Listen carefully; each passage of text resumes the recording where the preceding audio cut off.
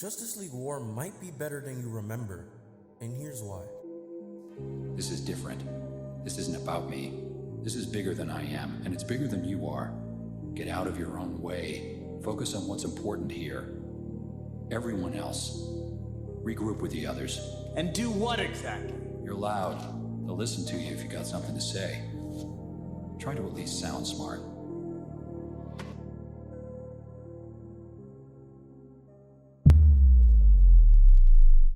Not only is it an epic team-up movie reminiscent of the first Avengers, but also introduces Darkseid and the Parademons from the jump. From the very beginning, the intro sets the tone through the writer's choice of words and gets us invested. For example, let's look at the opening scene. Now, for context, this reporter is talking about a mysterious creature hinting to Batman's existence. As a result of these first few words, we immediately get a sense of Batman's identity before the reporter even mentions his name. By doing so, he builds anticipation and hype for the movie's first glimpse of Batman. Superman's introduction is quite similar to Batman's, but Batman's presentation is done better. In Batman's case, we're led to believe that Batman is one of the parademons that Green Lantern encounters, which is the writer's use of chiaroscuro. Chiaroscuro is the treatment of light and shade in a particular drawing or painting. Through this, the role played by Batman in this film is very important and significant to the overall story, since he acts as a role model for Green Lantern and motivates him to devise a plan to defeat Darkseid, and this makes him into a good character overall. Good characters need a sense of leadership to push, because without motivation, how can anyone really face any challenges and persevere? This shows his power to get the Justice League to instill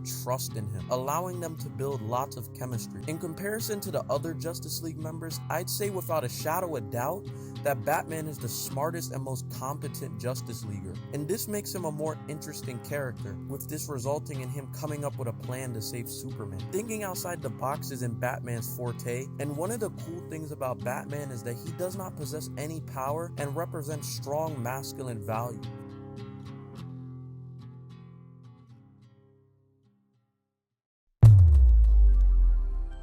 Green Lantern also pokes fun of the fact that Batman has no power. And speaking of Green Lantern, aside from Justin Kirk's excellent performance, he has the ability to bring Hal from the comic book to life on screen. Once Batman gives him a reality check, he learns how to lead and his plan works.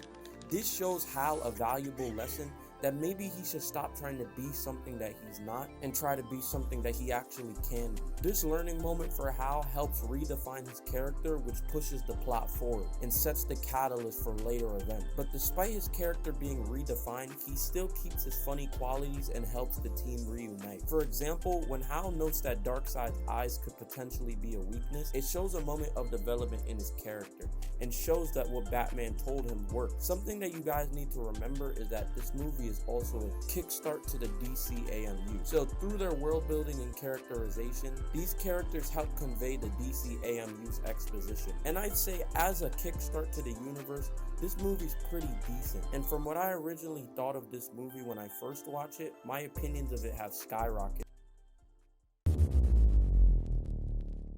Now, if you were to ask me who's my favorite character in this movie, I'd have to say Cyborg. Cyborg is introduced to us as just another teenager who desires the love of a father. He plays football and plans to get a scholarship, which is everything he wants in life. But this is nothing to him if his father is not there to watch him succeed from the sideline, and it ultimately saddens him. This makes him relatable, which causes the audience to see themselves in Cyborg, and it increases investment in the overall story as a whole. However, the writers also use Victor's dad, Silas Stone, to convey the opposing perspective. Silas regrets every day he doesn't get time to spend with Victor, but he's also so invested in the potential of superhuman and alien tech that he dismisses it and justifies it by saying that these things are more important than what his son has going on. Yet Silas is determined to keep advancing humanity. Cyborg doesn't understand the importance of his father's projects due to his father's lack of love, so he becomes the thing that he despises. Cyborg's emotions are depicted in a close-range shot. Like, for example, Cyborg shows up to Star Labs to tell his father once and for all that he's tired of him not being at his game. He gets sick of it, and he decides to mess up one of his dad's machines, which leads to him becoming Cyborg. This thing is more important to you than your own. Victor, stop!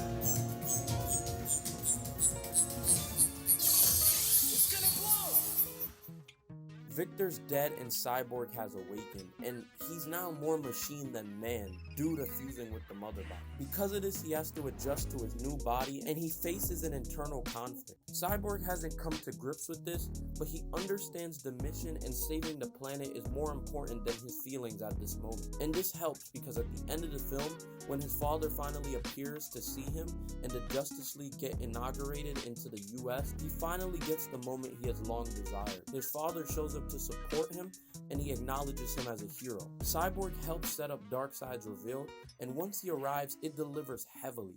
Like, look at this for example. I am Darkseid.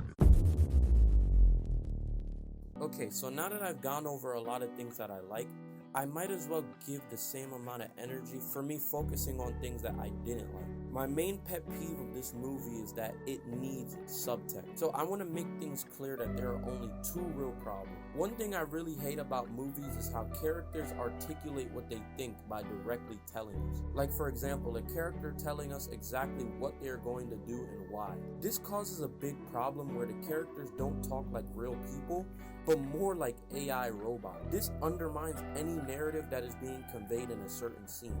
And we even see this with Marvel movies today, like the Avengers, like I mentioned earlier, and Thor. That's why a movie needs what's called subtext. If you don't know what subtext is, it's an implied meaning that's not directly stated. Characters require this to be written well because the writers intend to make these characters based off of real people. And while the problem is rarely shown in the movie, it's still there. And since these writers intend to make these characters off real people, they need to make these characters as relatable as possible. So making them not have subtext and say things directly is not making the characters relatable at all, and it's a complete 360. Characters become more authentic when they have subtext. Like for example, in The Dark Knight, when Rachel dies, we can see Bruce's sadness, but he doesn't have to explicitly state it. No explicit statement is necessary. And he's even more devastated since he couldn't uplift his responsibility of Rachel to Harvey Dent. In addition to this, he has lost Harvey as well, and Harvey's become the Two-Face. So compare this to Justice League War, where Batman is doing the complete opposite, and it has no exposition and payoff at all.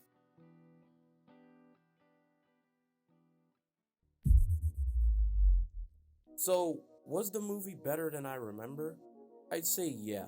There was a lot of narrative elements that I didn't notice when I first watched the movie, like Green Lantern's development as a character and how it paid off in the end in the narrative.